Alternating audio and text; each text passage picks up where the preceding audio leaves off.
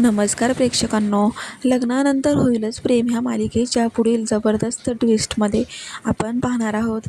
काव्याने पार्थला आणि जीवाने नंदिनीला त्यांच्या प्रेमाबद्दलचं सत्य सांगितलं.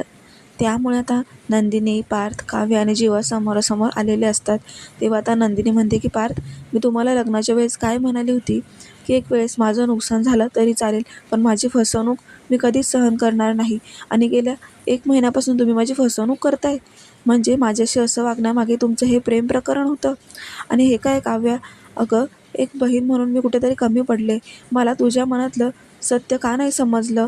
तेव्हा आता तुमचा निर्णय घ्या तुम्ही आणि आम्हाला ह्या नात्यामधून मोकळं करा, असं आता नंदिनी आणि पार्थ दोघंही काव्य आणि जीवाला म्हणू लागतात.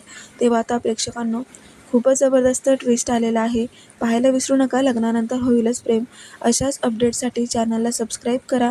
नोटिफिकेशनसाठी बेल आयकॉनवर क्लिक करा, म्हणजे रोजचे अपडेट्स तुम्हाला वेळेवर पाहायला मिळतील. धन्यवाद.